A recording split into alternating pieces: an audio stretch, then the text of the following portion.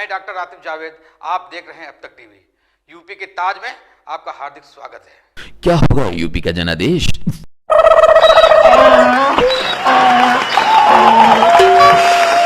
उत्तर प्रदेश का चुनावी रथ 5वें चरण को पहुंच चला है। तब एक अतहर नसीम का शेर याद, देखिए मेरी पजीराई को अब आता है कौन, लम्हा भर को वक्त की दहलीज पर आया हूं मैं। वही ओम प्रकाश आदित्य ने भी क्या खूब कहा, जैसे यूपी के हालातों से वाकिफ थे।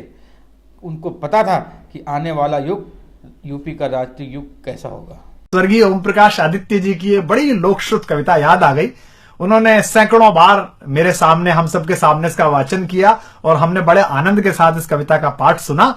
लेकिन कविता आज इतनी प्रासंगिक होगी, बड़ा आश्चर्य। मैं आपको आपकी सेवा में प्रस्तुत करता हूं कि इधर भी गधे हैं, उधर भी गधे हैं, जिधर देखता हूं गधे ही गधे हैं। गधे हंस रहे, आदमी रो रहा है, हिंदुस्तान में ये क्या हो रहा है। जवानी का आलम गधों के लिए है, ये रसिया ये बालम गधों के लिए है, ये दिल्ली ये पालम गधों के लिए है, ये संसार सालम गधों के लिए है।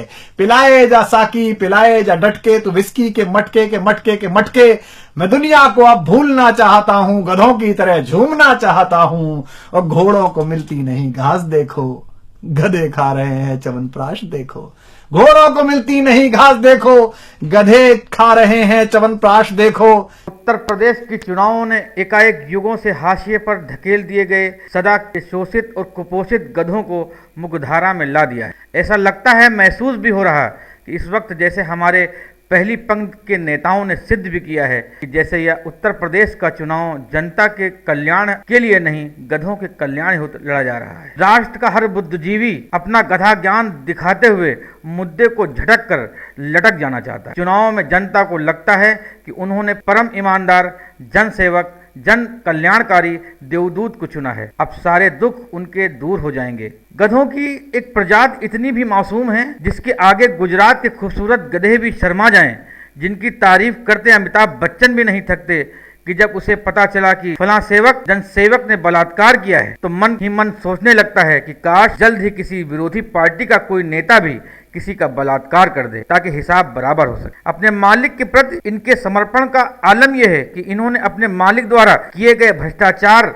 में जन कल्याण और बलात्कार में भी इबादत दिखती है। चारों ओर उत्तर प्रदेश में सभी पार्टियां अपने गधे प्रेम को दिखाने में पीछे नहीं दिख रही। कईयों को तो सरकार चलाने के गधों से ही प्रेरणा लेनी पड़ी। तब समझ में आया क्यों इस देश में अभी भी बेरोजगारी, महंगाई, शिक्षा, बलात्कार, आतंकवाद जैसे बहुतेरे सवालों का जवाब नहीं। यही नहीं, अभी भी देश की 35% जनता को 2 जून की रोटी के जुगाड़ में शहर पलायन पर मजबूर है। जहां पर 35% जनता का 100 रुपए प्रतिदिन आमदनी नहीं है, को कैशलेस करने का प्रयास किया जा रहा है। अब ये समझ में नहीं आ रहा कि इन गरीबों को कैशलेस की व्यवस्था की गई कि इनको कैशलेस ही करने की साजिश रची गई। जबकि नोटबंदी में 45% लोग बेरोजगार हुए, वहीं 50% लोग उद्योग बंद हो गए। 20% जनता जो कि डेली वेजेस मजदूर हैं बिल्कुल फ्री हो चले हैं। कहीं कोई काम ही नहीं रहा, कहीं जनता को हिसाब न देना पड़े। इन्हीं सब हिसाब के चलते कसाब का सहारा लेना पड़ा या फिर गधों पे चर्चा करनी पड़ी, जिसे कोई भी दल छोड़ना नहीं चाहता। विकास खुशहाली उत्तम प्रदेश, विकसित प्रदेश बनाने से शुरू हुआ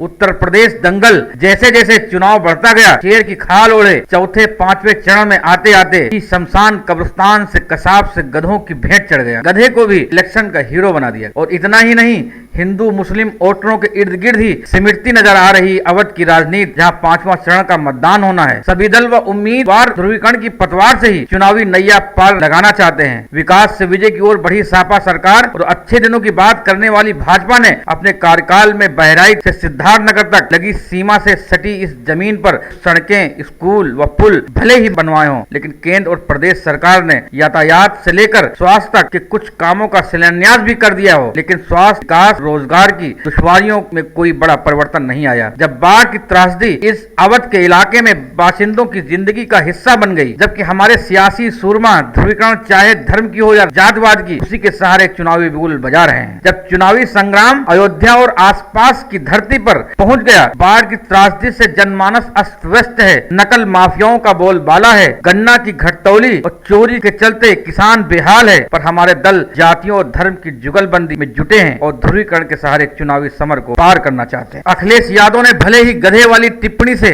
पल्ला झाड़कर साफ कर दिया कि ये मजाक में कही थी। लेकिन आजम खां महंत योगी आदित्यनाथ इस मुद्दे को धार दे रहे हैं। आजम की सोच मुस्लिम वोटर सापा के पक्ष में लामबंद हो सकता है। तभी तो बहराइच में कहा गुजरात में गधों की कमी नहीं। तभी योगी आदित्यनाथ ने पलटवार किया, सरकार बनी तो आजम खां जैसे लोग यूपी से बाहर जाएंगे। वहीं अखिलेश ने कहा अयोध्या अयोध्या जपते हैं लेकिन राम की नगरी का विकास नहीं करते। वहीं मायावती भी समझती हैं कि मुस्लिम वोटर उनके लिए अहमियत है। तभी कहा सापा कांग्रेस गठबंधन कमजोर है, मुस्लिम वोटरों की लामबंदी मात्र। साफ है कि राम मंदिर ना सही लेकिन नए नए तरीकों से ध्रुवीकरण का सहारा लेकर सभी पार्टियां मैदान में हैं। अब देखना है क्या जनता लेती है फैसला, ये तो 11 मार्च को ही पता चलेगा। विकास से जुड़े मुद्दों को कितना देता है वोटर अहमियत, या फिर स्वास्थ्य, शिक्षा, बाढ़ की त्रासदी, अपने भाई किसानों की आत्महत्या को भूलकर गधे और कसाब में फंस जाएंगे। अब तक टीवी के लिए मैं doctor Atif Javed, bureau report, Lucknow.